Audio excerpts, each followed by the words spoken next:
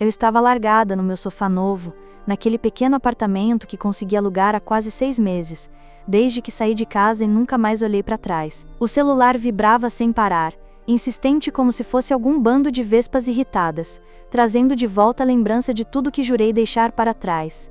Na tela, aparecia o nome da minha mãe, depois o do meu pai, e ora vejam, do meu irmão também, todos revezando na tentativa de me puxar de volta para um lugar que sempre me esgotou. Aquilo parecia um daqueles episódios repetidos de sitcom ruim que passam tarde da noite, mas eu não conseguia achar graça de verdade, apenas um leve humor amargo. Fiquei olhando, de braços cruzados enquanto o celular tremia na mesinha de centro, arrastando-se como se pudesse explodir se eu ignorasse o bastante. 6 meses atrás, dei um basta em tudo, saí de fininho sem gritar ou brigar, só juntei uma mochila com algumas roupas, meu notebook, e fiz meu caminho para fora da casa dos meus pais, na ponta dos pés, determinada a não olhar para trás. Não bati a porta, não chorei, não xinguei, apenas fui embora acreditando que seria definitivo. Mas eis que, agora eles voltavam a tocar meu telefone sem parar, como se eu ainda fosse responsável por qualquer coisa que acontecesse com eles. Dei um suspiro prolongado, sentindo uma pontada de satisfação sombria no peito. Toda aquela confusão só confirmava que eu tinha conseguido escapar do controle que eles exerciam sobre mim. Não me atingiam mais como antes, e essa era a parte que mais me trazia alívio. Ainda assim, não deixava de ser irritante sentir o celular vibrar, numa insistência inquebrável, um lembrete do que deixei para trás. Talvez você leia isso e se pergunte, como chegou a esse ponto? Bem, meu nome é Júlia Silva, tenho 29 anos, e por muito tempo, fui a filha modelo, calma, obediente, sem dar trabalho. Vivendo sob o mesmo teto que um irmão mais velho, Tiago, considerado o filho perfeito, apesar de provar o contrário o tempo todo, e sob os cuidados de pais que me faziam sentir culpa por qualquer situação financeira difícil que aparecesse na família. Resumindo, eu era tratada como o banco deles, mas também me cobravam, como se eu fosse ingrata. Então entenda que, quando resolvi dar um basta, não foi um impulso bobo. Foi a conclusão de que eu não iria mais participar daquele jogo. Então fiquei ali, encarando o telefone vibrar sem parar, esboçando um sorriso frio, porque, pela primeira vez, eu não seria a salvadora. Estava aliviada, mesmo sabendo que a coisa só começava. Se você quer entender de verdade, vamos voltar um pouco no tempo para ver de onde tudo saiu do eixo. Voltemos no tempo, porque você precisa conhecer o cenário completo para entender minha reação. Eu, Júlia, 29 anos, passei a vida inteira sendo a filha boa, estudiosa, responsável, que não criava caso, que fazia tudo direito. Já o meu irmão, Tiago Silva, agora com 33, sempre foi o menino de ouro. Não importava se ele falhava o tempo todo, nossos pais, Lúcia e José, fechavam os olhos para os erros dele. Se por um lado, eu nunca dei motivo para reclamação, Tiago acumulava motivos para broncas, mas recebia tapinhas nas costas e desculpas esfarrapadas em seu favor. Para você entender, Tiago trancou a faculdade aos 20 anos, alegando que precisava descobrir o que queria da vida. Mamãe e papai acharam aquilo profundíssimo e digno de aplausos. Ele foi demitido de diversos empregos, numa loja de departamento, num depósito e até num escritório que pagava direitinho. Em cada caso, a culpa era sempre dos outros, que não apreciavam o potencial dele. Pois bem, todos encolhiam os ombros como se fosse uma injustiça do universo. Mais tarde, com uns 31 anos, ele voltou a morar com nossos pais, sem ter nem ideia do que fazer. Se jogou no sofá e lá ficou, e mesmo assim, eles não viram problema algum. Faziam tudo por ele, chegando a tratá-lo como se fosse um pobre coitado indefeso. Enquanto isso, eu trabalhava desde os 16 anos, numa lanchonete preparando hambúrgueres no fim da tarde, guardando cada real. Consegui faculdade com bolsa e trabalho noturno. Me esforcei para fechar o curso de finanças e quando me formei emendei emprego em escritório. Fiz tudo sozinha. E, se alguém me perguntava o que recebi dos meus pais, não tinha muito a dizer além de algum bom pra você descontraído. Afinal, para eles, era só o que se esperava de mim.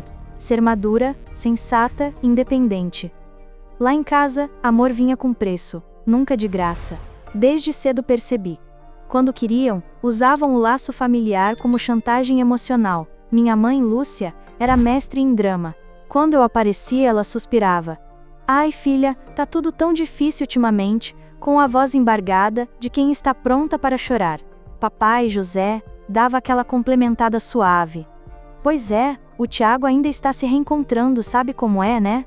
E eu, sabendo que aquilo escondia um pedido de dinheiro ou favores, só abaixava a cabeça e concordava, porque família é família. Nunca pedi nada a eles, mas virei a pessoa que sustentava, segurava as pontas e escutava as queixas. Tiago, por outro lado, reaparecia sem nada a oferecer, e eles abriam os braços para recebê-lo, como se ele fosse intocável. Então, sempre que surgiam despesas, adivinha quem eles esperavam que pagasse?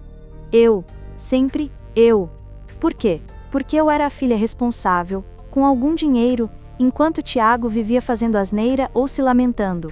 Dava para chamar de abuso psicológico e financeiro. Não era algo direto do tipo, você é obrigada a nos bancar, mas eram aquelas insinuações constantes, pequenas frases cheias de peso que deixavam subentendido que era minha função salvar todo mundo. Tiago podia destruir o carro, ficar inadimplente, o que fosse, e meus pais passavam a mão na cabeça dele, dizendo que ele ia se achar. Eu aparecia com o contra-cheque e eles mal tiravam o olho da xícara de café, como se eu fosse só um poste que iluminava a rua. Nada de parabéns ou orgulho. E por anos aguentei, engolindo a raiva, repetindo que eu aguentava mais, que eu era forte. Mas aquela força não me protegia do sofrimento que a situação causava. Acontecia o seguinte: mamãe me falava da união familiar, papai fazia aquele ar sábio, e o Tiago, sentado no sofá, me lançava um meio sorriso convencido, seguro de que ninguém o obrigaria a nada. Passei anos rodando nessa dinâmica. Então, quando peguei minhas coisas e saí, foi porque me dei conta de que não havia nada de família ali. Era só uma manipulação bem ensaiada. E eu cansei de ser o esteio que eles usavam para tudo. Agora entenda. Eu trabalhava feito maluca no meu emprego de finanças, fazendo horas extras e guardando o que podia. Mesmo assim, por incrível que pareça, virei o cofre da família sem nunca ter me oferecido para isso. No começo foi aquele discurso de só estamos um pouquinho apertados, Júlia, será que você pode ajudar com a conta de luz? Depois, esquecemos de fazer as compras de novo, você pode trazer umas coisinhas? Eu me sentia culpada se não ajudasse. Afinal, crescemos ouvindo que família se ajuda, não? Então veio a hipoteca da casa. Meu pai, José, aparecia com conversa mole. Vai ser temporário, só até as coisas melhorarem. E quando vi, temporário se tornou permanente. Eram parcelas atrasadas, contas de água, de luz, de internet, tudo no meu colo. O Tiago? Continuava sentado no sofá, trocando de canal ou mexendo no celular. Eu pagava, sem discutir. Não queria ver meus pais passando dificuldade. Só que, sem perceber, deixei que me transformassem na grande salvadora. Eles se aproveitavam do meu senso de dever, sabendo que eu não teria coragem de dizer não. E pior, nunca me pediram desculpas ou demonstraram reconhecer meu esforço. Parecia que eu devia aquilo tudo por ter um trabalho bom. Minha conta bancária ia murchando, e eles mal percebiam, ou fingiam não perceber. Qualquer reclamação minha era recebida com suspiros. Ai, mas o Tiago tá tão pra baixo, você não entende? Ou, estamos todos na mesma família, Júlia, claro que você entende. Confesso que o desânimo começou a me consumir, mas, ao mesmo tempo, eu não via como sair disso. Ou pagava, ou eles se afundavam, e eu era a filha ingrata se ousasse recusar. Então fui me conformando, dizendo a mim mesma que daria certo em algum momento, que um dia eles seriam independentes. Mas esse dia nunca chegava, e os meses viravam anos. Eu ficava cada vez mais estressada, notando meu próprio dinheiro desaparecer, sem que eles se mexessem para melhorar a situação. E eu ainda tinha que ouvir gente dizendo, nossa, como você é dedicada à família, sem saber que lá no fundo eu estava presa, sem enxergar saída que não fosse continuar bancando. Esse ciclo durou muito mais do que eu gostaria de admitir, até que, finalmente, aconteceu o estopim 6 meses atrás. Foi num domingo, depois de uma semana infernal no trabalho. Meus olhos latejavam de tanto ficar em frente ao computador, mas, como sempre no fim de semana, passei no mercado, comprei algumas coisas para meus pais, e segui para a casa deles. Sabia que não teriam comida decente por lá, pois viviam esquecendo de abastecer a geladeira. Então levei tudo, já antevendo a mesma ladainha. Acontece que naquele dia encontrei algo diferente. Assim que empurrei a porta, percebi a expressão tensa no rosto da minha mãe, Lúcia, sentada no sofá de braços cruzados. O Tiago estava lá, jogado numa poltrona, celular em mãos. E meu pai, José, apareceu na cozinha, balançando a cabeça como se eu fosse a culpada de alguma coisa. Larguei as sacolas no chão e fiquei esperando. Minha mãe foi a primeira a falar, em tom mordaz. Precisamos conversar, Júlia. Minha espinha gelou, mas respirei fundo. Papai chegou mais perto, com ares de que tinha toda a razão do mundo. Eu e sua mãe conversamos, e achamos que você pode contribuir mais daqui pra frente. Você ganha bem, mora sozinha, e não é justo a gente se apertar aqui enquanto você gasta seu dinheiro onde quiser. Aquilo me soou surreal, gaguejei. Mas, eu já ajudo, pago algumas contas. Minha mãe levantou as sobrancelhas desprezando. Algumas contas? Isso não cobre quase nada do que precisamos. Senti o sangue subir ao rosto, afinal, eu vinha arcando com parcela de hipoteca, gás, luz, e eles diziam que era quase nada? Antes que eu pudesse reagir, Tiago revirou os olhos. Pô, mana, faz tanto por você, por que não pode ajudar mais? É só dinheiro. A raiva explodiu em mim. Virei para ele. É fácil falar já que você não paga nada. Ele bufou. Você sabe que eu tô passando por uma fase complicada? Minha mãe interveio irritada. Não fale assim com seu irmão, ele faz o que pode, você devia ser mais compreensiva.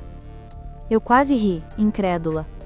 O que pode? Pensei, ele não fazia nada, passava o dia em casa, sem contribuir. Então meu pai deu o golpe final. Júlia, é a nossa casa.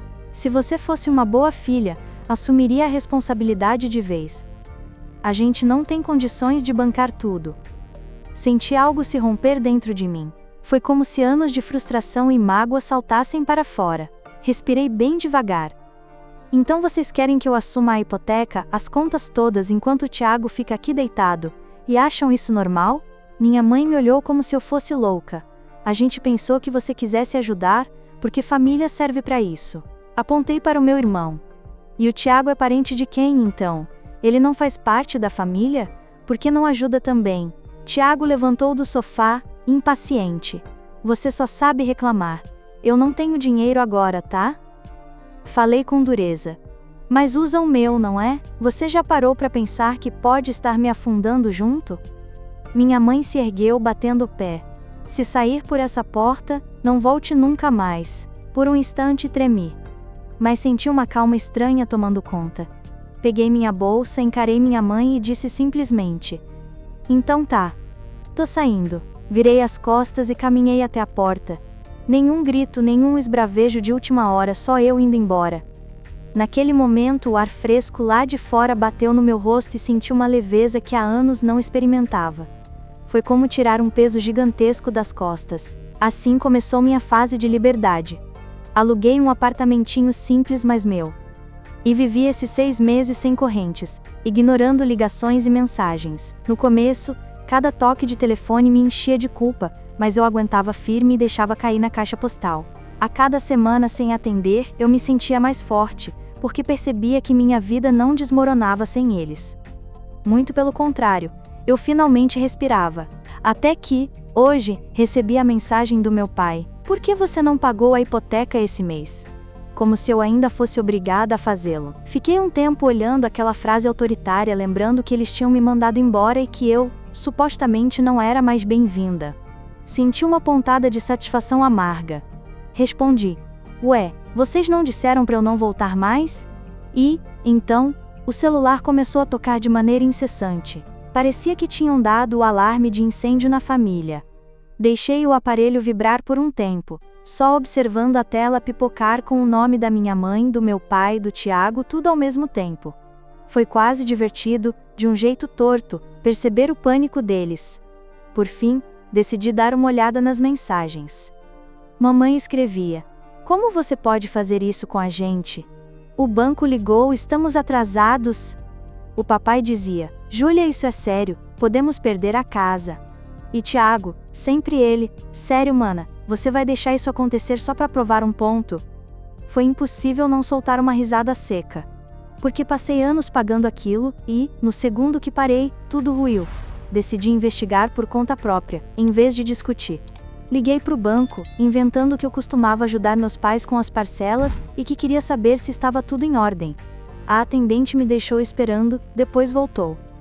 Está tudo atrasado há 8 meses, senhora. Quase engasguei. 8 meses? Mas eu vinha enviando dinheiro regularmente até 6 meses atrás. Ou seja, mesmo quando eu mandava a quantia, eles não pagavam. Desliguei o telefone, com uma mistura de raiva e triunfo, porque significava que eles estavam literalmente me enrolando. Era esse o grande plano? Viver do meu dinheiro sem honrar as contas e depois me culpar? Resolvi confrontar meu irmão primeiro, já que ele estava lá. Ele atendeu quase imediatamente. Até que enfim, Júlia. Precisamos que você resolva isso. Entrei direto no assunto. Tiago, me diz onde foi parar o dinheiro que mandei todo esse tempo. O banco diz que a casa está atrasada há 8 meses. Ele ficou mudo, depois insistiu em negar. Não sei do que você está falando. Bufei. Sabe, sim. Você mora com eles, não viu nada? E ainda vem me dizer que eu preciso consertar as coisas? Ele retrucou. São nossos pais, Júlia. Não dá para deixar eles na mão. Eu ri, revoltada. É engraçado ouvir isso de quem nunca colaborou com 1 centavo. Vocês não perceberam que estavam me enganando? Agora ficam surtados porque a fonte secou. Ele começou a dizer que eu estava sendo cruel, mas cortei. Cruel foi vocês me usarem esse tempo todo. Agora lidem com as consequências. Nessa hora, a chamada bipou. Era minha mãe ligando. Atendi. Ela já começou gritando. Júlia, como você faz isso? O banco ameaçou a gente, precisamos de ajuda. Mantive a voz calma. Do que adianta eu ajudar se vocês não vão usar o dinheiro para pagar nada? O banco diz que não pagam a hipoteca há 8 meses, mãe. Ela tentou desviar. Você não entende. O Tiago tá passando por um momento difícil. Suspirei. Ele passa por esse momento difícil há anos, e eu sou a única que paga a conta. Ela engasgou, então meu pai assumiu a ligação, mais sereno. Filha, sei que a gente errou em alguma medida, mas não dá para nos abandonar. O banco pode tomar nossa casa. O nó na minha garganta era de raiva, não de tristeza. Falei de forma seca. Então vendam a casa, resolvam o que tem para resolver. Eu é que não vou cobrir isso de novo. Ele insistiu. Estamos só pedindo um pouco de compreensão, é temporário. Revirei os olhos. Temporário desde quando? Eu mandava dinheiro e vocês não pagavam a hipoteca. Agora querem que eu apareça como heroína de novo? Não vai rolar. Ele tentou elevar o tom. Você é nossa filha. Tem que ajudar. Soltei um riso frio. Não, não tenho. E aliás, você e a mamãe me disseram que se eu saísse era para não voltar. Então adeus. Desliguei. Imediatamente, o telefone começou a vibrar de novo. Mensagens da minha mãe. Olha o que você está fazendo. Vai se arrepender. E do meu pai. Depois de tudo que fizemos, é isso que você nos dá? E do Tiago, você é egoísta, tá destruindo a família. Eu simplesmente respirei fundo e escrevi algo para todos eles, um texto rápido, mas que dizia tudo.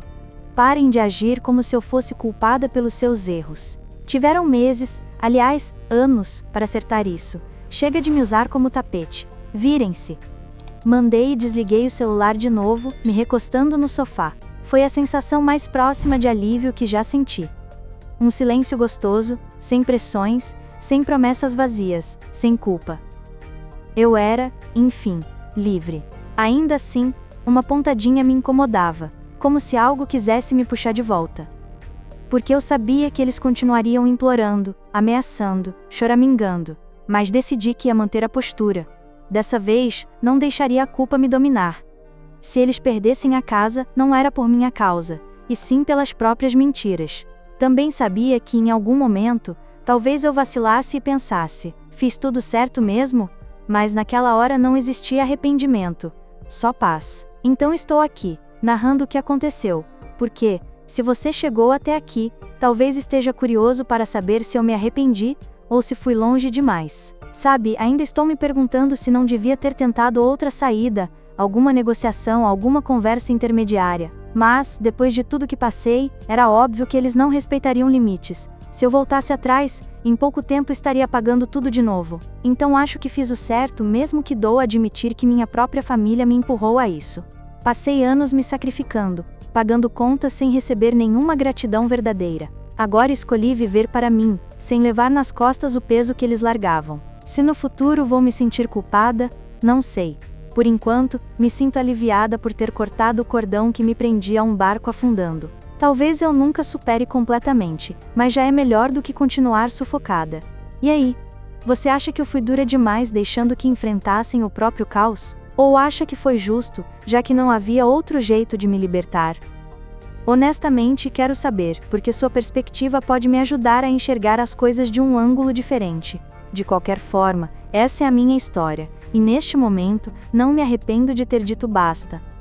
Gostou da história de hoje? Então ajude o canal apenas compartilhando esta história com 2 amigos, pois isso nos ajudará demais. Comente a sua opinião, e se inscreva no canal, para receber nossas belas histórias. Ative também o sininho das notificações.